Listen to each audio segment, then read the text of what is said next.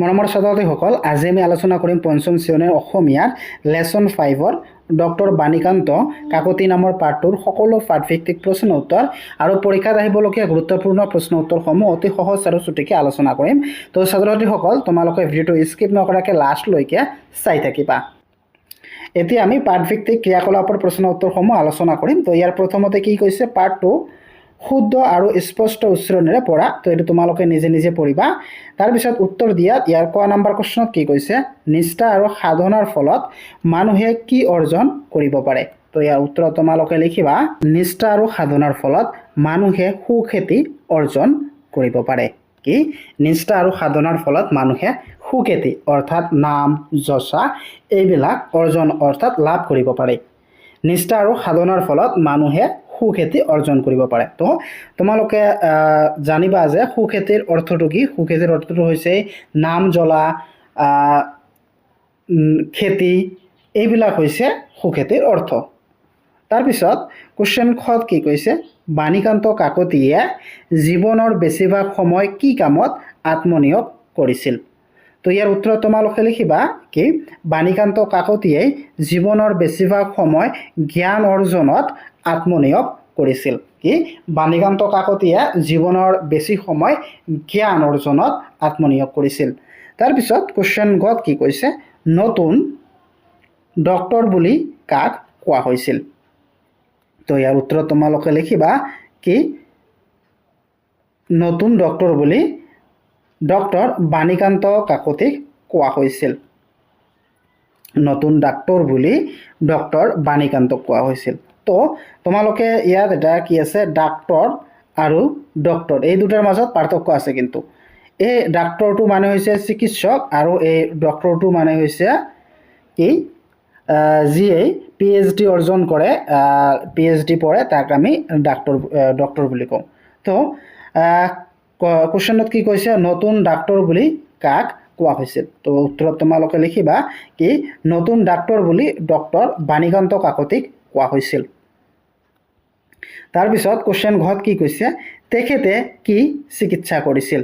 তো ইয়াৰ উত্তৰত তোমালোকে লিখিবা, তেখেতে হোমিওপেথিক চিকিৎসা কৰিছিল। তাৰপিছত 9 নম্বৰ কুৱেশ্যনত কি কৈছে, বাণীকান্ত কাকতিয়ে ডক্টৰেট ডিগ্ৰী লাভ কৰা গ্ৰন্থখনৰ নাম কি। তো উত্তৰত তোমালোকে লিখিবা, বাণীকান্ত কাকতিয়ে ডক্টৰেট ডিগ্ৰী লাভ কৰা গ্ৰন্থখনৰ নাম Assamese its foundations and development. তো নামটো তোমালোকে ভালদৰে মনত ৰাখিবা, Assamese its foundation and development, অসমীয়া ভাষাৰ গঠন আৰু বিকাশ। তো তোমালোকৰ যিটো মনত থাকে এইটো লিখিবা। যদি ইংৰাজীটো মনত থাকে ইংৰাজীটো লিখিবা, আৰু ইংৰাজীটো যদি নোৱাৰা এইটো লিখিবা, অসমীয়া ভাষাৰ গঠন আৰু বিকাশ। কি কৈছে, ডক্টৰ বাণীকান্ত কাকতিৰ বিষয়ে পাঠ্যৰ আমলত লিখা। তো তোমালোকে এইখিনি গোটেইখিনি পঢ়িবা। এইখিনি পঢ়িলে তোমালোকে ডক্টৰ বাণীকান্তৰ বিষয়ে সকলোখিনি জানিব পাৰিবা। তো তোমালোকে এই জানো অহাখিনি তোমালোকে ভালদৰে পঢ়ি ল'বা। তাৰপিছত কি কৈছে, ডক্টৰেট ডিগ্ৰী লাভ কৰাৰ পাছত ডক্টৰ বাণীকান্ত কাকতিৰ কি ঘটিছিল চমুকৈ লিখা। উত্তৰত লিখিবা, ডক্টৰেট ডিগ্ৰী লাভ কৰাৰ পাছত ডক্টৰ বাণীকান্ত কাকতিলৈ বহুতে তেওঁক হাঁহিছিল আৰু অশিক্ষিত লোকসকলক কৈছিল যে তেওঁ হেনো ডক্টৰ আৰু তেওঁ চিকিৎসা কৰিব পাৰে। তেওঁলোকৰ কথা শুনি তেওঁ ওচৰত চিকিৎসা বিচাৰি গৈছিল। তাৰপিছত কি কৈছে, অভিধান বা শব্দ সম্ভাৰ চাই অৰ্থ লিখা। তো ইয়াত কিছুমান শব্দ দিয়া আছে, এই শব্দবিলাকৰ অৰ্থ তোমালোকক লিখিব লাগে। কি? ঈৰ্ষাপৰায়ণ, আয়ত্ত, সাধনা, থতমত, পৰিস্থিতি, নিষ্ঠা, একান্ত, সুখ্যাতি, আত্মনিয়োগ, প্ৰবল চৰ্চা আৰু গতি গোত্ৰ। তো এইবিলাকৰ অৰ্থ তোমালোকক দি আছোঁ তোমালোকৰ সুবিধাৰ কাৰণে। কৌতুক প্ৰিয়, ইয়াৰ অৰ্থ হ'ল ধেমালি প্ৰিয় বা ধেমালি ভাল পোৱা। তাৰপিছত আয়ত্ত, ইয়াৰ অৰ্থ হ'ল বশত অনা বা অধীনত অনা। তাৰপিছত সাধনা, ইয়াৰ অৰ্থ হ'ল সিদ্ধি লাভৰ কাৰণে কৰা একাগ্ৰ চেষ্টা বা আৰাধনা। তাৰপিছত থতমত, ইয়াৰ অৰ্থ হ'ল বিভূতি হোৱা অৱস্থা। পৰিস্থিতি, ইয়াৰ অৰ্থ হ'ল চাৰিওফালৰ অৱস্থা বা পাৰিপাৰ্শ্বিক অৱস্থা। নিষ্ঠা ইয়াৰ অৰ্থ হ'ল দৃঢ় আস্থা বা শ্ৰদ্ধা। একান্ত ইয়াৰ অৰ্থ হ'ল একে ঠাইতে বা বস্তুতে মন লগোৱা বা একাগ্ৰ। সুখ্যাতি ইয়াৰ অৰ্থ হ'ল সুনাম বা যশা। আত্মনিয়োগ ইয়াৰ অৰ্থ হ'ল স্বনিযুক্তি বা কোনো কামত নিজকে লগোৱা কাৰ্য। প্ৰবল ইয়াৰ অৰ্থ হ'ল বহুত। চৰ্চা ইয়াৰ অৰ্থ হ'ল আলোচনা কৰা। গতিগোত্ৰ ইয়াৰ অৰ্থ হ'ল মতিগতি, স্বভাৱ, প্ৰকৃতি, চলন বা চাল চলন। তাৰপিছত কি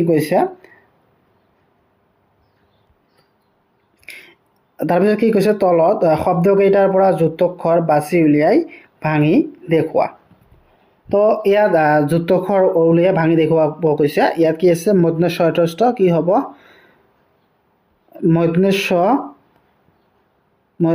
ইয়াত কোনটো আছে ইয়াত আছে মূৰ্ধন্য ষ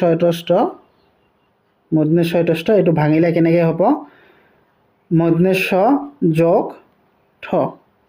তাৰপিছত কি আছে বিজ্ঞানী তো এইটো কি নিয়োজনজ ইয়াত কি হ'ব বৰ্গজ আৰু নিয়োজনজ। তাৰপিছত ইয়াত আছে ডক্টৰ কোনটো হ'ব ক ট তো ইয়াত হ'ব ক আৰু ইয়াত হ'ব ট।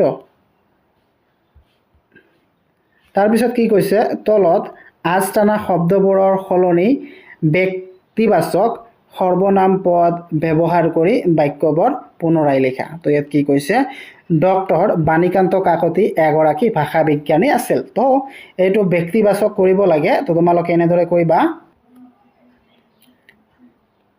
তেখেত এগৰাকী ভাষা বিজ্ঞানী আছিল। তাৰপিছত কি কৈছে ৰহিম পঢ়া শুনাত মনোযোগেৰে কৰে।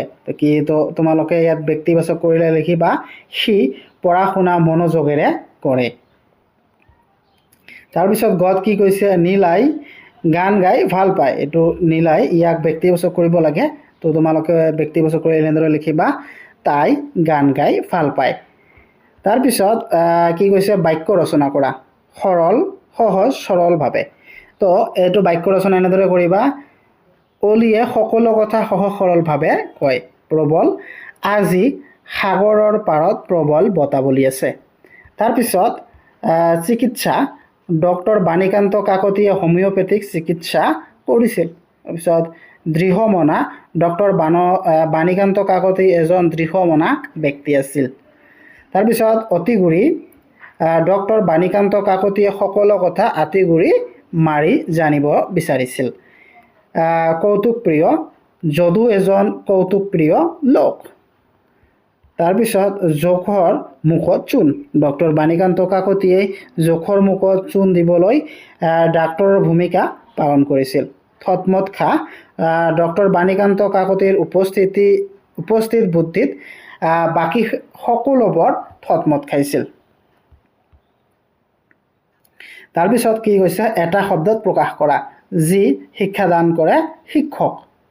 তাৰপিছত যি ৰোগীক চিকিৎসা কৰে চিকিৎসক। যি ভাষা চৰ্চা কৰে ভাষা বিজ্ঞানী। একে সময়ত হোৱা সমসাময়িক। তাৰপিছত একান্ত মনে চিন্তা কৰা একাগ্ৰ। তাৰপিছত যি শিক্ষা গ্ৰহণ কৰে ছাত্ৰ বা ছাত্ৰী হ'ব। তাৰপিছত কি কৈছে বিপৰীত অৰ্থ বুজোৱা শব্দ লিখা যেনেদৰে জ্ঞান অজ্ঞান সৰল জটিল সাধাৰণ অসাধাৰণ চোকা ফোটা। ৰোগী সুস্থ সুখ্যাতি কুখ্যাতি। তাৰপিছত কি দিছে জানো হা প্ৰকৃততেই তেখেত আছিল ভাষা বিজ্ঞানৰহে ডক্টৰেট ডিগ্ৰীধাৰী লোক। ভাষানো কি তো এইখিনি তোমালোকে ভালদৰে পঢ়িবা। এইখিনি পঢ়িলে তোমালোকে বহুতো প্ৰশ্ন উত্তৰ জানিব পাৰিবা। মানুহে মনৰ ভাৱ প্ৰকাশ কৰিবলৈ মুখেৰে যি কথা কয় তাক ভাষা বুলি কোৱা হয়। কিন্তু অৰ্থহীন কথা ভাষা হ'ব নোৱাৰে। আকৌ অংগভংগীক ভাষা বুলি গণ্য কৰা নহয় কাৰণ অংগভংগীৰ সীমিত ভাৱহে প্ৰকাশ কৰিব পাৰি। এনেদৰে প্ৰকাশ কৰা ভাষাত বাক ধ্বনিৰ দৰে ন সৃষ্টিত ক্ষমতা নাথাকে। ভাষাৰ ৰূপ দুটা কথিত ৰূপ আৰু লিখিত বা সাধু বা মান্য ৰূপ। কথিত ভাষা বিভিন্ন অঞ্চলত কোৱা ভাষাৰ ভিন ভিন ৰূপক কথিত ভাষা বোলে আৰু লিখিত বা সাধু বা মান্য ভাষা লিখিত ভাষাত বেমেজালি নহবৰ কাৰণে সকলোৱে মিলি এটা নিৰ্দিষ্ট অঞ্চলৰ উপভাষাকে লিখিত ভাষা বুলি গণ্য কৰে সেই ভাষাটোৰ ৰূপকে সাধু বা মান্য ভাষা বুলি কোৱা হয়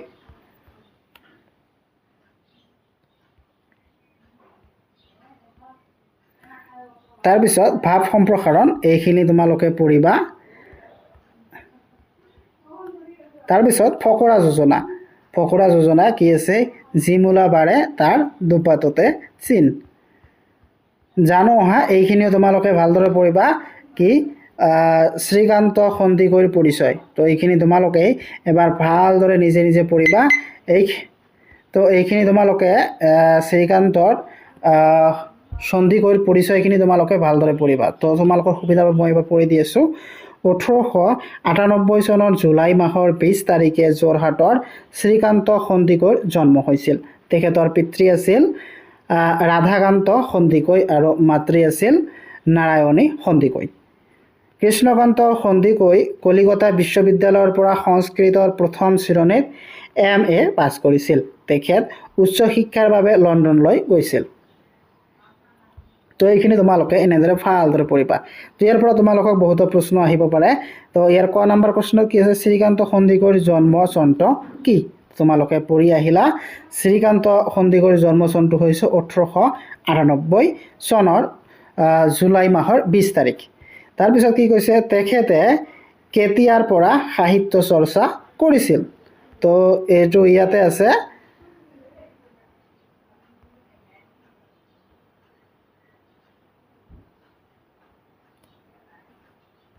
তো লিখিবা তেখেতে ছাত্ৰ জীৱনৰ পৰাই সাহিত্য চৰ্চা কৰিছিল তাৰপিছত তেখেতে কোনটো বিষয়ত MA পাছ কৰিছিল তো উত্তৰ লিখিবা তেখেতে সংস্কৃত বিষয়ত MA পাছ কৰিছিল তাৰপিছত তেখেতে ৰচনা কৰা গ্ৰন্থকেইখনৰ নাম লিখা তো নাম লিখিবা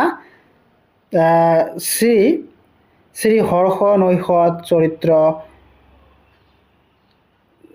যশন্তিলক আৰু সেতুবন্ধ তাৰ পিছত 9 নম্বৰত কি কৈছে তেখেত কি আলোচনীত প্ৰবন্ধ লিখিছিল তো উত্তৰ লিখিবা তেখেত বাহী আলোচনী চেতনা আবাহন আদি আলোচনীত প্ৰবন্ধ লিখিছিল তাৰ পিছত কি কৈছে মহাভাৰত শব্দটোত থকা আখৰ কেইটাৰ বেলেগ বেলেগ শব্দ গঠন কৰা যেনেদৰে ম হা মৰত মত হা হাহি হাহি হাহা ফা ফাদ ভাৰত ভাগৱত ৰথ ৰজা তপত তমস্কাৰ আৰু তপস্যা তো ছাত্ৰ-ছাত্ৰীসকল যদি ভিডিঅ'টো ভাল লাগে লাইক কৰিবা আৰু তোমালোকে কোন ডিষ্ট্ৰিক্টৰ পৰা মোৰ ভিডিঅ' চাই আছা কমেণ্ট কৰি জনাবা